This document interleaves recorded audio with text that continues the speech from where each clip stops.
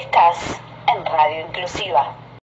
Pues seguimos con eso, pero voy a tomar algo que vos dijiste para presentar a nuestra invitada, Celeste Fierro, del Movimiento Social de los Trabajadores de la Izquierda. Y hablaba Nicolás, no sé si alcanzaste a escuchar, Celeste, bienvenida. ¿Cómo estás? Hola, buenas noches.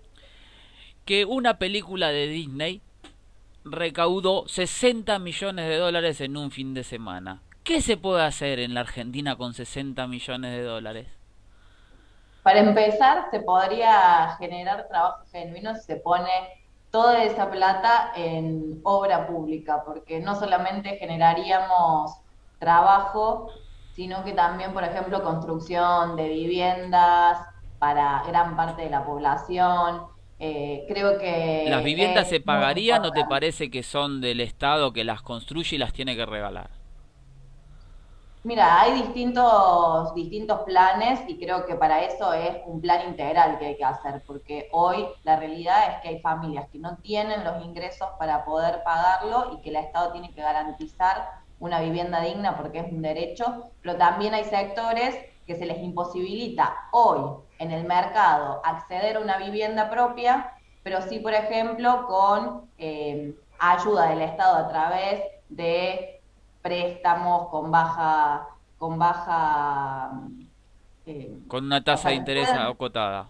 con tasas, sin tasa de interés. Vimos lo que fueron los UBA, ¿no? Que Fue se un desastre. vendieron como la gran salida y sin embargo ha endeudado a una parte importante de la población, muchas familias jóvenes que vieron ahí la oportunidad para tener su casa propia y que la verdad que el día de hoy está muy complicado por eso. Entonces creo que esa es una de las medidas que vos decís, bueno, se puede reactivar la economía, se puede garantizar trabajo, se puede garantizar un derecho como el de una vivienda digna y creo que se podría avanzar por ahí.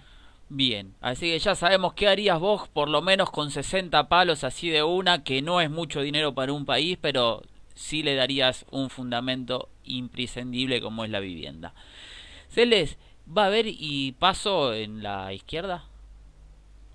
Mira, nosotros fue parte de lo que estamos discutiendo. Tienen que saber que mañana es el día en que se cierran las alianzas, así que hasta mañana vamos a seguir insistiendo en la necesidad de que los sectores que están por fuera del Frente de Izquierda Unidad se puedan incorporar para poder hacer un gran paso de toda la izquierda, entendiendo las pasos no como una herramienta que divide, porque hay sectores que lo plantean así, sino al contrario, entendiendo que por eso hay distintas organizaciones, hay distintas posiciones sobre algunos temas, pero que después hay un acuerdo sobre un programa básico que no es mínimo, sino que es de muchísimos puntos. Nos encontramos en la calle con todos los sectores, bueno, poder en las pasos avanzar. Lamentablemente, quieren que les diga, ya hay sectores que han planteado, como acá en Capital Federal, Luis Zamora se ha negado a esta unidad, Manuela Castañera en la provincia de Buenos Aires ha planteado distintos peros como condicionamiento en vez de avanzar en la unidad, y de hecho nosotros desde el MST, que somos críticas y críticos en relación a muchísimas de lo que viene, digamos, en relación a cómo se discute, cómo hacer las rotaciones, cómo tener visibilidad todas las fuerzas, que no haya hegemonismos. También entendemos que si no hay acuerdo para armar las listas puede haber pasos y que eso, vuelvo a insistir, no es que divide, sino justamente que plantea distintos proyectos, distintas posiciones.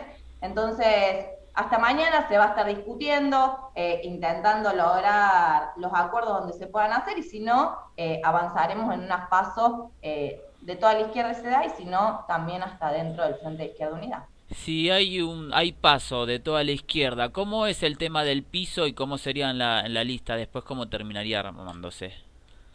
Bueno, nosotros creemos que no tiene que haber ningún tipo de piso, ningún tipo de restricción, sino que justamente sea proporcional a la cantidad de votos, cómo ordene las listas, cómo ordene el tiempo de las rotaciones. Entonces ahí hay un debate, porque ya han utilizado otras veces piso, por ejemplo, cuando fue la paso del FIT en 2015. Bueno, nosotros creemos que es completamente equivocado, que de hecho eso es lo que les criticamos a los sindicatos que por lo general niegan la participación de listas opositoras o ponen este tipo de requisitos para que no puedan ocupar esos lugares. Entonces, bueno, nosotros por supuesto nos vamos a pronunciar en contra, pero como les decía antes, desde el MST, desde que ingresamos en el 2019 al Frente Izquierda Unidad, algunos lo recordarán que hemos hecho campaña para la apertura del FIT durante años, para poder ampliar la unidad. En 2019 se logró esa ampliación de la unidad y siempre hemos sido el sector que plantea la necesidad de seguir ampliándolo. Entonces, más trabas hacen que más sectores no lo vean como el espacio para poder ampliar, para poder dar esas peleas. Bueno, nosotros creemos que es en este espacio que hay que dar estas peleas, pero por supuesto porque lo que hoy la tarea que tenemos es cómo fortalecemos la izquierda ante la situación que vivimos. Porque a mí me parece ese es otro de los puntos fundamentales, por eso la necesidad de discutir y avanzar hace falta ampliar, hace falta hacer más fuerte a la izquierda, porque estamos en una situación que nuestro país no es ajeno a lo que pasa a nivel internacional ni continental. Entonces tenemos que prepararnos, porque si los gobiernos siguen avanzando el más ajuste, el pueblo se va a despertar. De hecho, a mí, que nosotros vamos acompañando distintos procesos de lucha, por ahí no está generalizado, pero durante todo el día vas pasando por distintos conflictos. Hoy en la mañana estuvimos acompañando el paro de las trabajadoras y los trabajadores de la salud de acá de Capital Federal, con el paro que llevaron adelante, donde se frenaron todos los hospitales, porque el gobierno de Larreta sigue sin reconocer a los esenciales. Entonces se firmó una paritaria, que la firmaron, por supuesto, los gremios en su momento sin consultar, sin asamblea, pero una paritaria del 30% y en cuotas, y que ya se licuó con la inflación. O sea, ya todo el mundo sabía que no iba a haber una inflación como votaron todos el año pasado en el presupuesto para este año del 29%. Si ya a principio de año sabíamos que como mínimo iba a ser del 40 a 45. Bueno, ya se habla del 50% de inflación. Entonces imagínense en dónde está esa condición de los trabajadores, que la mayoría tiene pluriempleo. Nosotros acá venimos acompañando mucho la lucha de enfermería, que las y los enfermeros en Capital Federal, aunque no lo puedan creer, el gobierno de Larreta no los reconoce como profesionales. Y eso repercute en sus salarios, repercute en que no pueden, por ejemplo, concursar para cargos de mayor jerarquía. Entonces, son quienes están. 500 días se cumplen hoy de la pandemia. Sí, estamos Entonces, al tanto de eso, Cele, y de frente... hecho sacamos Perdón, algunos Gustavo. estamos al tanto de eso, y de hecho sacamos a algunos enfermeros en algún otro programa. Yo tengo 1000 preguntas más para hacerte, que después vamos a continuar, pero le doy el paso a mis Bueno, compañeros, si no monopolizo toda la palabra, y está bueno que repartamos un poco el juego. Mari. Sí, gracias. ¿Qué tal, Celeste? Bienvenida, un gusto. hola, Mari, un Quería gusto, hablar, igual. ¿qué tal? Mira, quería hablar con vos de un tema que, por lo menos en mi percepción, veo que se habla muy poco en los medios masivos, no sé cuál sea tu apreciación, la nueva ley o la reforma a la indemnización, si a la ley de indemnización. Se está hablando poco para mí, a mi gusto. Y a mí me está encendiendo algunas alarmas, por lo menos, porque vamos a hacer un pequeño repaso para que la gente sepa de qué trata esto. Vos me vas a ayudar también. Desde algunos sectores privados están imponiendo una nueva esquema de indemnización que sería un poco abaratar de alguna manera, justo como una especie de seguro de indemnización que estaría a cargo del empresario, que lo manejaría desde el Estado. Ya el gobierno anterior algo quiso hacer de esto, pero ahora bien impulsado desde una parte, como te decía, del sector privado, con buenas vistas de agua. Ya hay, entiendo, también presentado un borrador de esto tanto a CGT como al gobierno, y hay algunas partes del gobierno que dicen, bueno, dejémoslo para más adelante.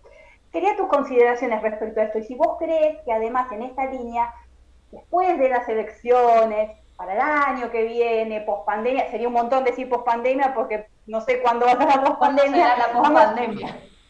Por eso, es como muy positivo, pero vamos a decir más bien post elecciones y post 2022 para bajarlo más a tierra.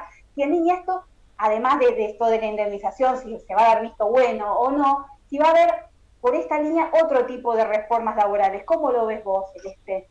Mira, yo creo que tenemos que remontarnos un poquito, porque allá por 2017, otro gobierno, por supuesto, pero se avanzaba en un paquete de reformas que se llevó adelante la reforma previsional, la de las jubilaciones, y si lo recordamos, venía con una reforma laboral que se frenó justamente por la lucha que se dio en contra de la reforma jubilatoria y que no pudieron avanzar. Pero vos fíjate que después sí avanzaron sector por sector. Entonces fueron haciendo distintos acuerdos en los convenios colectivos de trabajo que lo que va haciendo es quitando derechos conquistados por los trabajadores, pero por rama, podemos decirlo. Entonces no me parece algo extraño que quieran avanzar en este sentido. Yo creo que se van a encontrar con la resistencia de los trabajadores, y en esto sí hay que poner una alerta en relación a las centrales sindicales, porque hoy las centrales sindicales, tanto la CGT como la CTA, es un brazo del gobierno. Entonces, por eso yo decía antes, terminan firmando paritarias a la baja, sectores que han sido combativos muchas veces, digo, la CTA, ATE, que eran sectores que se oponían a lo que venía llevando adelante gremios bueno, que son parte de la CGT, o acá en la Ciudad Autónoma de Buenos Aires, por ejemplo, como SUTECBA,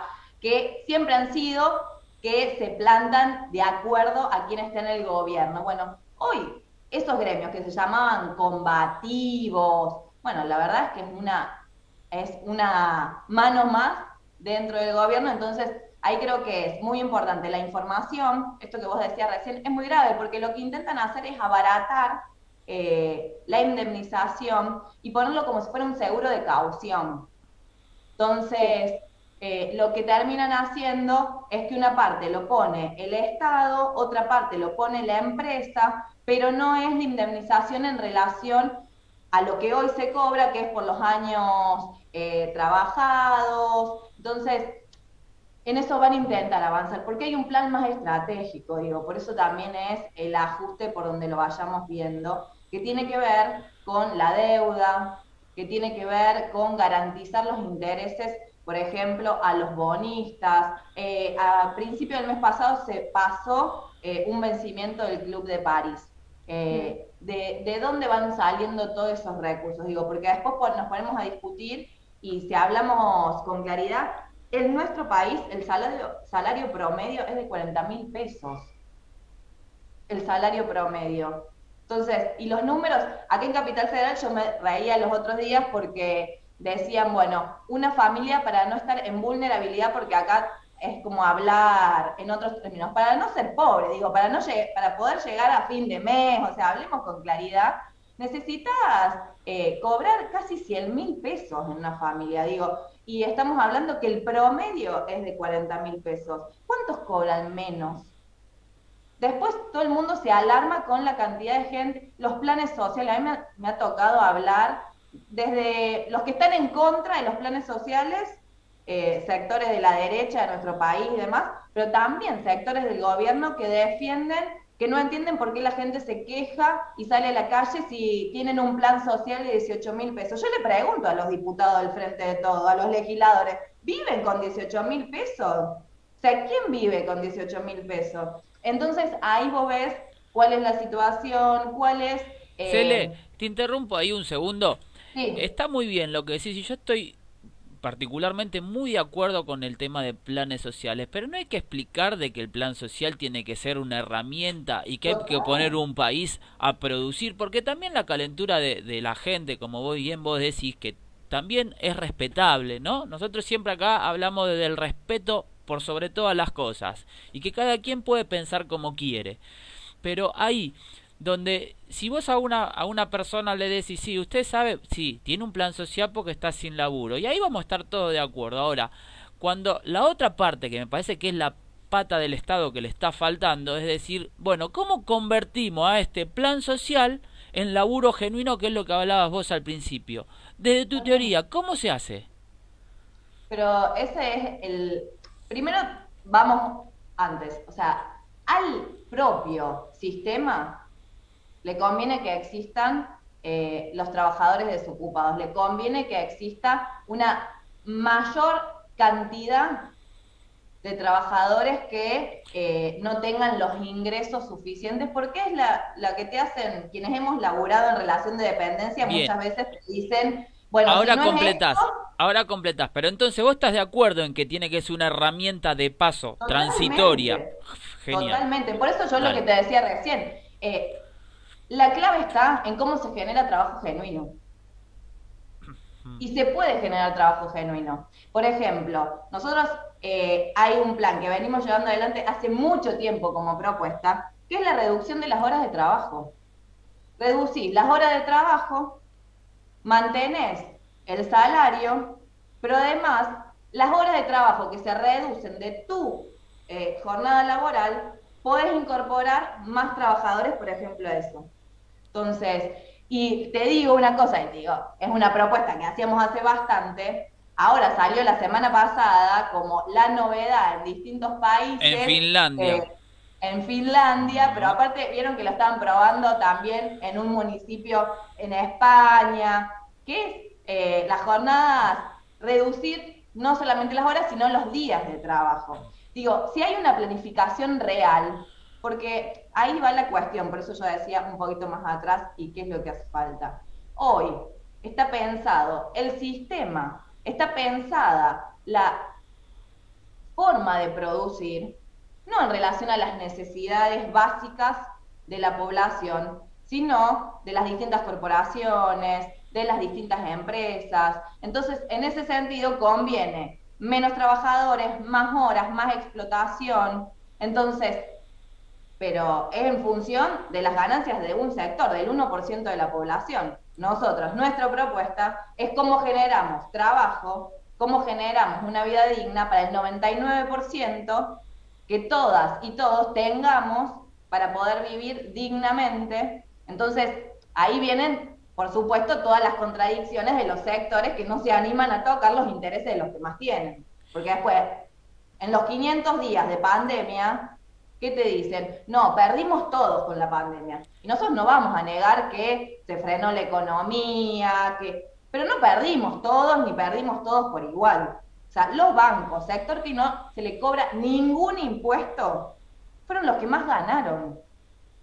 Los que más ganaron. Y los que menos trabajaron. Pero, Junto con la entonces, justicia. ahí hay que tocar esos intereses. Ahora se vuelve a discutir en ¿Y relación por qué a no se todo el tocan esos modelo intereses? extractivista. ¿Por qué no se Perdón, Gabo, no te toca, escuché. ¿por qué no se tocan esos intereses? Y porque hay que avanzar a otro modelo, y es lo que no quieren. Porque vos lo que tenés que avanzar es justamente a discutir, bueno, hace falta volver a tomar el control de todo el sistema financiero. O sea, que sea el Estado el que controle qué divisas entran, qué divisas salen. ¿Y qué sería un espejo de esa propuesta? Hoy no existe. No existe. Hoy no existe. ¿Y qué Pero es lo que nosotros más se proponemos asemejó? y que se lleve adelante. Por ejemplo, tuvo todo el debate y va a seguir estando porque podemos decir que se extendió sobre la soberanía y la privatización del río Paraná. No sé si estuvieron siguiendo, Sí. que se extendió, que bueno, que ahora el Estado va a tener por solamente 12 meses el control de los peajes. Bueno, pero ¿cuál es la realidad de eso? ¿Quién controla realmente qué es lo que ingresa y lo que egresa del país en relación o lo que sale por el río Paraná? Pero no solamente eso, ¿quién dice y quién define qué se produce en nuestro país? ¿Y para qué se produce? Entonces, discutir eso es discutir y avanzar en contra de las corporaciones del agro, por ejemplo. En contra de todos los lobistas que terminan produciendo, fumigando y avanzando en la contaminación y la destrucción de nuestro ambiente, y ni siquiera nos pueden decir, bueno, pero se produce alimento para toda la población, como nos quieren decir. Bueno, es mentira eso también, y eso también hay que decirle a la gente, porque nos han vendido muchísimo tiempo que producimos alimentos y no producimos alimentos.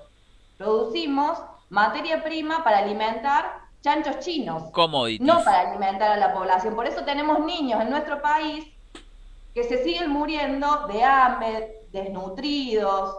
Entonces, por eso hay que discutir en relación a las necesidades básicas, porque sí tenemos territorio para poder generar alimentos, o sea, pero es cambiar el modelo, y es lo que proponemos nosotros.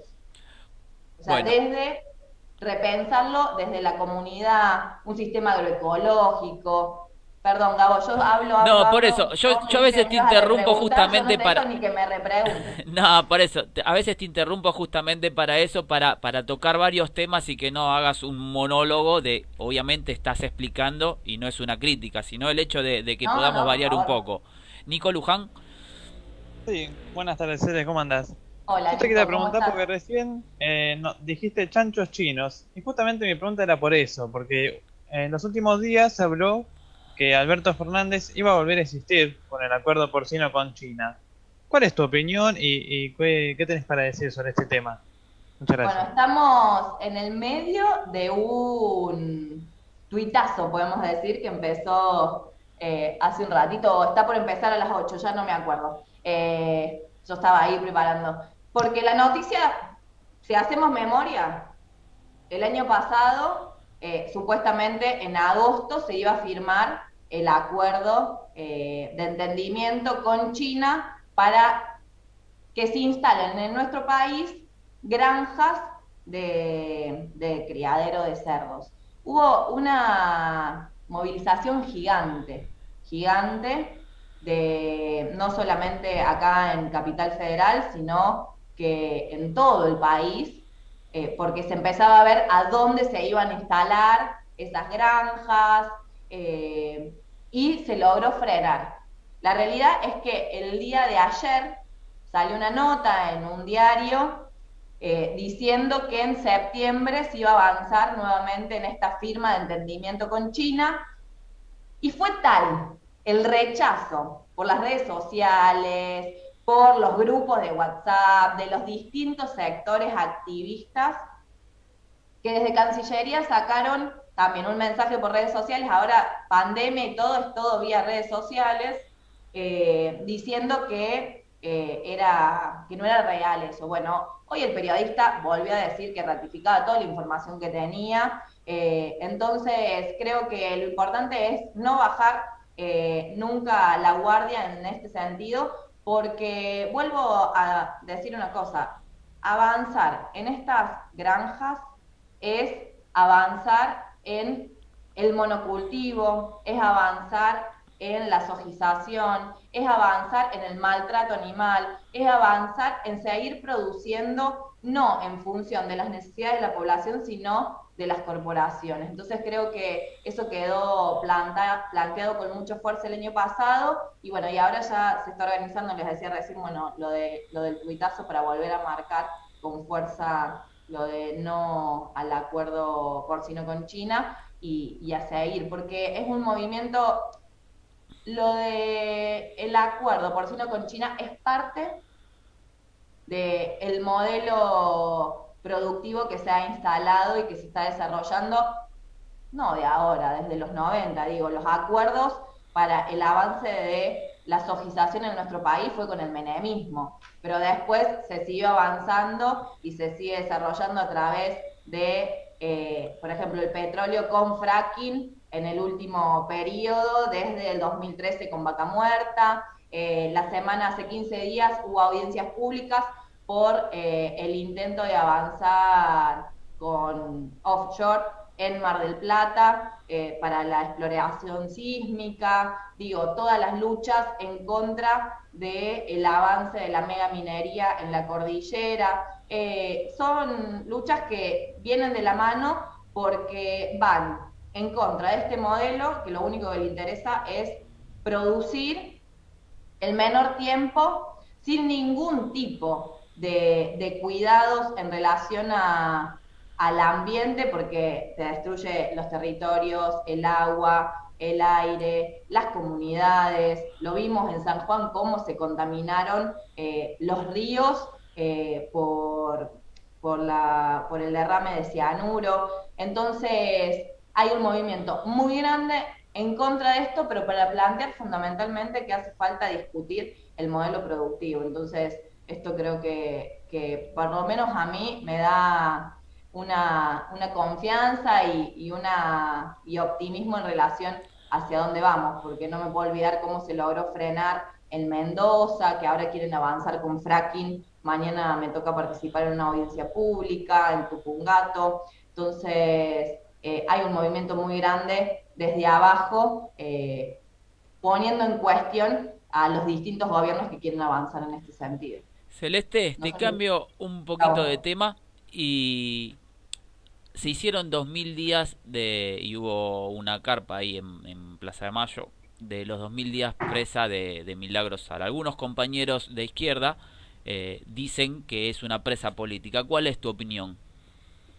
Sí, nosotros hemos sido una de las organizaciones que desde un primer momento hemos levantado la necesidad de la libertad de Milagros Sala. Creemos que han avanzado Morales, yo viajo bastante seguido, en contra de las libertades democráticas, y lo de Milagros Sala lo que plantea es que a cualquier compañero o compañera que se movilice, que plantee porque lo último, el escándalo fue a raíz de un escrache, entonces es para aleccionar y termina avanzando. Por supuesto, después nosotros no compartimos método, somos críticos en relación a las formas de organizarse, pero en esto somos muy claros y por eso vamos a seguir pidiendo la libertad de Milagros Sala y denunciando que ha sido todo un avance ¿Qué es lo que no compartís de método? antidemocrático No te sobre entendí. Morales. ¿Cómo? No te entendí. ¿Qué no compartís?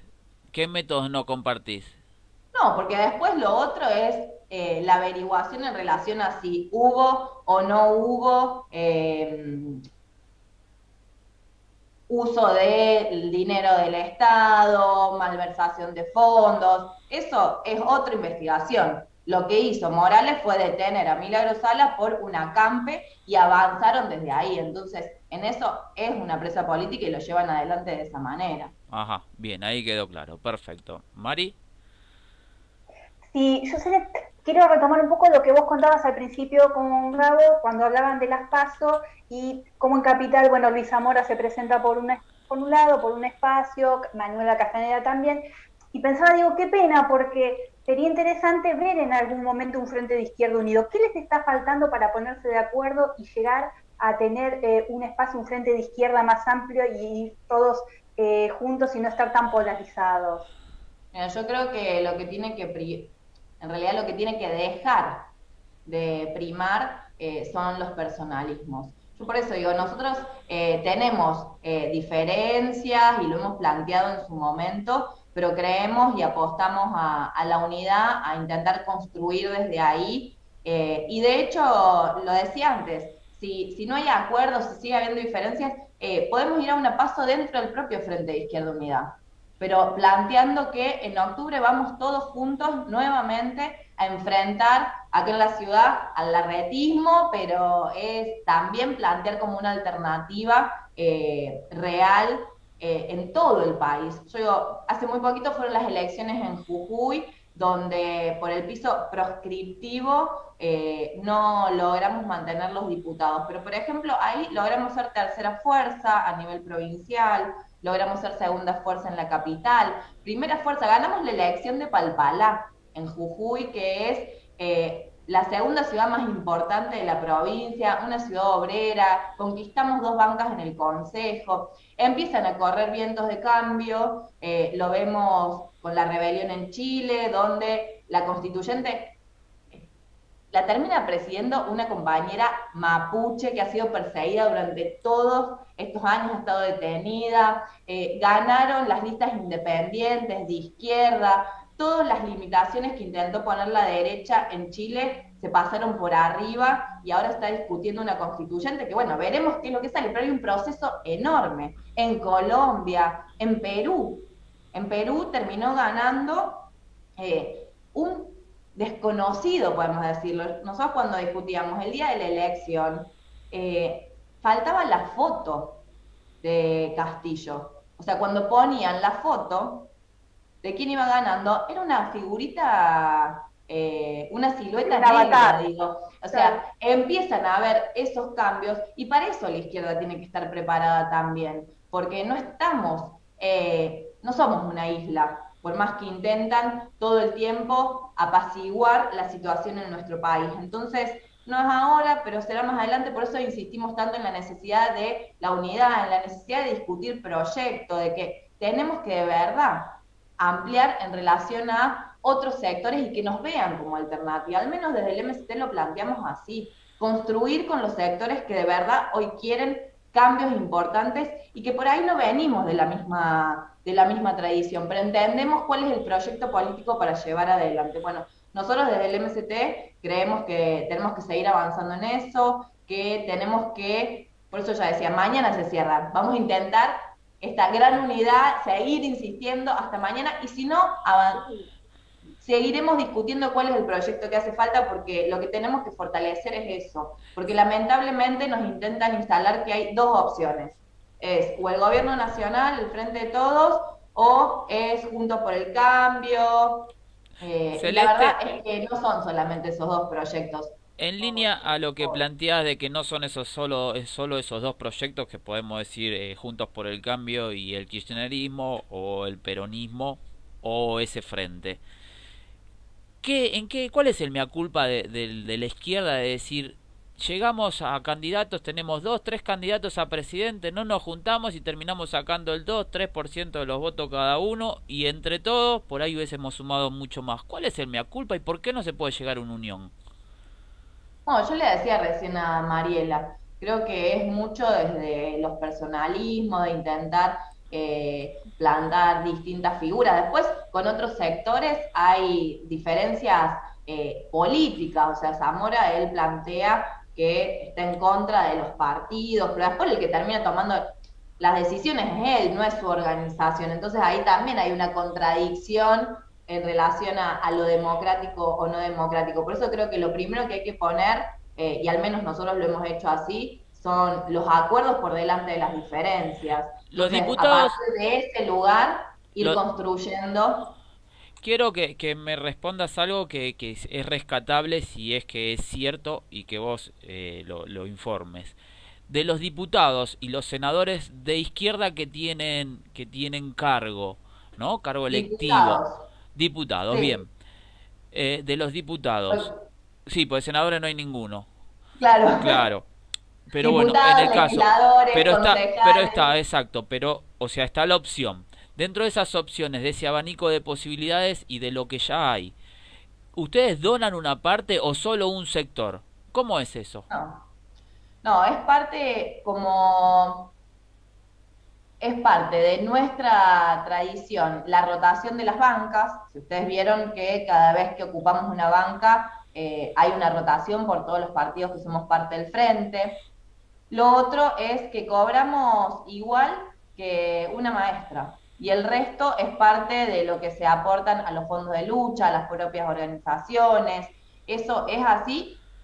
Y aún más te digo, nosotros lo hemos planteado más de una vez como proyecto en las propias legislaturas. Mi compañero Alejandro Bodar en la legislatura de Buenos Aires, y por supuesto nunca ha avanzado más que un proyecto, como así también que sean los funcionarios públicos que utilicen la escuela pública, que utilicen el hospital público, porque es ahí donde se terminan votando esos presupuestos. Y cuando estaba Alejandro sacamos la cuenta que solamente había 2 legisladores que mandaban a sus hijos a la escuela pública. Entonces, ¿quién conoce esa realidad? Bueno, nosotros creemos que se tienen que terminar todos esos privilegios de la política y por eso no solamente lo decimos, sino que también lo hacemos. Bien, perfecto. Cele, ¿vas a ser precandidata? Voy a ser precandidata acá por Capital, así que bueno, nos veremos bastante seguido. Esperemos que sí, que sigamos charlando. La idea es de que todos los precandidatos y los candidatos pasen por este humilde programa, que para nosotros es un programón porque queremos a todas las voces. Bueno, un programa, la verdad que encantada de la participación. Así que espero una nueva invitación. ¿Cómo no?